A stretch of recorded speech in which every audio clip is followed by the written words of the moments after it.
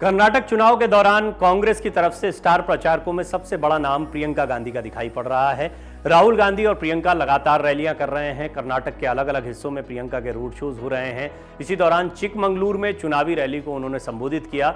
इस दौरान उनकी रैली में काफी लोगों का जमावड़ा देखने को मिला। आगे की रिपोर्ट में हम आपको बताएंगे कि पीएम मोदी के चुटकुले पर प्रियंका गांधी ने किस तरह से नाराजगी जताई है। प्रियंका गांधी ने पीएम मोदी पर क्या कहा है, प्रियंका गांधी ने पीएम मोदी का वीडियो क्यों शेयर किया है। लेकिन उससे पहले जान लीजिए कि बुधवार को राहुल की सांसदी जाने पर प्रियंका ने कर्नाटक की जनता से क्या कहा। प्रियंका गांधी ने लगातार यहां पर भावुक अपील की है। इस पर एक डिटेल रिपोर्ट हमने बनाई है कि किस तरह चिकमंगलुरु का ही उन्होंने जिक्र किया। इंदिरा गांधी का एक इतिहास रहा है और राहुल गांधी के संघर्ष को उन्होंने इंदिरा गांधी के संघर्ष के साथ में जोड़ा। एक डिटेल रिपोर्ट इस पर हम बना चुके हैं। लेकिन साथ ही साथ में प्रियंका ने पीएम मोदी के चुटकुले पर क्या कहा है वो जानने समझने जैसी बात है, क्योंकि वो सीधे पीएम पर हमला करती हुई दिखाई दी। यहाँ पर कांग्रेस महासचिव प्रियंका गांधी ने प्रधानमंत्री नरेंद्र मोदी के चुटीले अंदाज पर नाराजगी जताते हुए उनकी आलोचना की। उन्होंने प्रधानमंत्री का एक वीडियो साझा किया जहां वो एक चुटकुला सुना रहे हैं, जिसमें एक युवती अपने प्रोफेसर पिता के नाम चिट्ठी छोड़ जाती है कि वो आत्महत्या करने जा रही है। पीएम ने अपने चुटकुले में बताया था कि पिता परेशान बेटी की चिट्ठी देखकर गुस्सा हो जाते हैं, क्योंकि उसने इसमें वो एक शब्द की स्पेलिंग गलत लिख दी होती है, गलत नजर आती है। पीएम के इस चुटीले अंदाज पर जहां लोग ठहाके भरते नजर आए, तो वहीं प्रियंका गांधी ने आत्महत्या जैसे गंभीर विषय पर चुटकुले सुनाने पर हैरानी जताई। उन्होंने वीडियो के साथ लिखा कि युवाओं में अवसाद और आत्महत्या जैसा विषय हंसने वाली बात नहीं है। उन्होंने एनसीआरबी के आंकड़ों का हवाला देते हुए बताया कि 2021 में 1,64,033 भारतीयों ने आत्महत्या की, जिनमें से एक बड़ा प्रतिशत 30 वर्ष से कम उम्र के लोगों का था। बकौल प्रियंका, ये एक त्रासदी है, मजाक नहीं।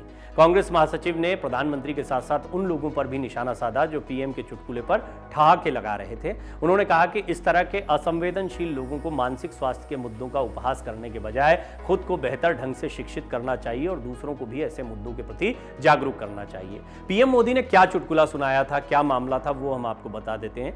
दरअसल प्रधानमंत्री मोदी टीवी चैनल के कार्यक्रम में शामिल हुए थे, थोड़ा हल्के फुल्के अंदाज में थे। उनका एक अंदाज भी है, हास्य व्यंग के साथ में वो अपने भाषण रखते हैं। उनके इस अंदाज को बहुत पसंद किया गया है। देखिए, प्रधानमंत्री का जो सेंस ऑफ ह्यूमर है वो उनकी बड़ी ताकत रहा है अभी तक, और कई नेताओं में ये मिसिंग रहती है। और खासतौर पर जब चुनाव प्रचार का मौका होता है तो उनका बिल्कुल एक अलग अंदाज देखने को मिलता है।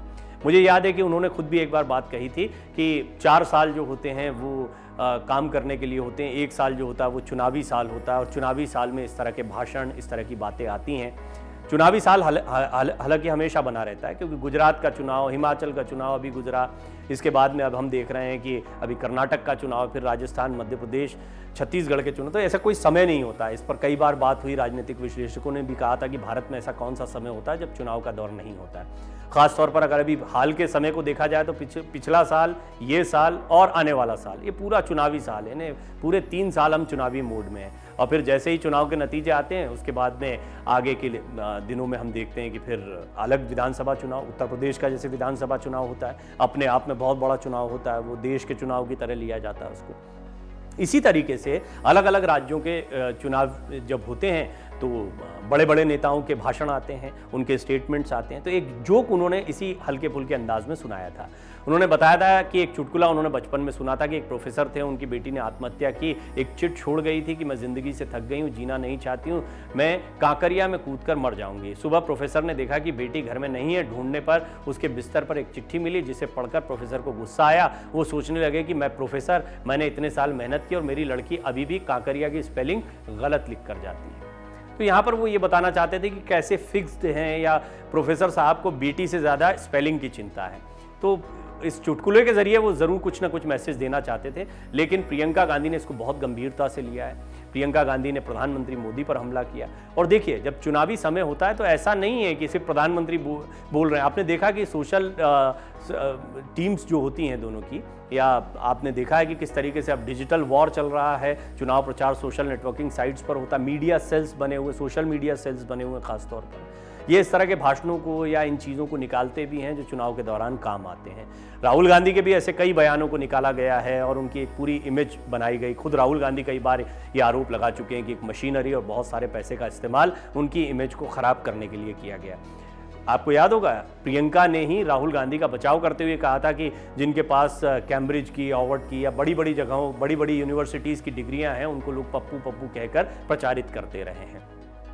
तो कुल मिलाकर प्रियंका न सिर्फ राहुल गांधी के पक्ष में या समर्थन में दिखाई देती हैं, वो प्रधानमंत्री मोदी पर हमला करते हुए भी दिखाई दे रही हैं। प्रियंका किस तरह से एक्टिव हुई हैं, इसका अंदाजा आप लगा सकते हैं कि कांग्रेस की जो पूरी सेल है वो भी अब तैयारी कर रही है उनके लिए। इस तरह के वीडियोज या इस तरह की बातों को भी रखा जा रहा है।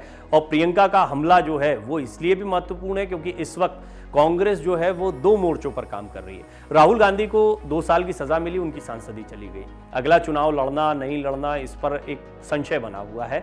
देखना होगा हायर कोर्ट में क्या कुछ होता है। लेकिन इस सब के बीच में पैरेलल प्रियंका गांधी के चेहरे को बड़ा चेहरा बनाया जा रहा है। खासतौर पर कर्नाटक तो है ही, और अगर कर्नाटक में कोई अपेक्षित सफलता मिलती है कांग्रेस को, जैसी उनको उम्मीद है, तो उसका सेहरा भी प्रियंका के सिर पर बंधेगा। तो आने वाले दिनों में प्रियंका की कोई महत्वपूर्ण भूमिका हो सकती है। लिहाजा 1 on 1 आप देखिए कि प्रधानमंत्री मोदी के समकक्ष कौन सा चेहरा है राष्ट्रीय स्तर पर। यूं तो विपक्ष के चेहरों की तरफ से बात की जाए तो बहुत सारे चेहरे हैं। सवाल यह भी खड़ा होने लगा है कि क्या कांग्रेस भी अपनी तरफ से चेहरे का कोई ऑप्शन रख सकती है। ये बड़ा सवाल है क्योंकि कांग्रेस को ये पता है कि अपने दम पर तो बीजेपी के खिलाफ 2024 में मुकाबला नहीं होगा। विपक्षी एकता बहुत जरूरी है। विपक्ष भी ये जानता है कि बिना कांग्रेस को साथ में लिए विपक्षी एकता जैसा कोई ढांचा नहीं दिखाई पड़ता है। बशर्ते केसीआर, तृणमूल कांग्रेस जैसे बड़े विपक्षी घटक दल हैं या जो संभावित तौर पर दिखाई देते हैं कि इस मोर्चे में महत्वपूर्ण हो सकते हैं, वो ये मानते हैं कि राहुल का चेहरा मत रखो। तो क्या ऐसे में प्रियंका का चेहरा सामने होगा? क्या ऐसे में इसीलिए वो प्रधानमंत्री मोदी पर सीधे सीधे हमला कर रही हैं, कटाक्ष करती दिखाई दे रही हैं? हालांकि यहाँ पर उन्होंने प्रधानमंत्री मोदी के एक हास्य विनोद को, एक चुटकुले को बहुत गंभीर माना है। उन्होंने आरोप लगाया है कि आत्महत्या जैसे गंभीर मुद्दों को ऐसे चुटकुलों में नहीं रखना चाहिए, संवेदनहीनता को दिखाता है। और मानसिक स्वास्थ्य, जो लोग ठहाके लगा रहे थे, उनके मानसिक स्वास्थ्य पर भी प्रियंका ने प्रश्न चिन्ह खड़े किए। प्रियंका कर्नाटक में धुआंधार प्रचार कर रही हैं, जगह जगह रैलियां कर रही हैं। जब भी उनको कोई मुद्दा मिल रहा है वो बीजेपी के खिलाफ जोरदार हमला इन मुद्दों को उठाते हुए कर रही हैं। मन से उजाला कर चले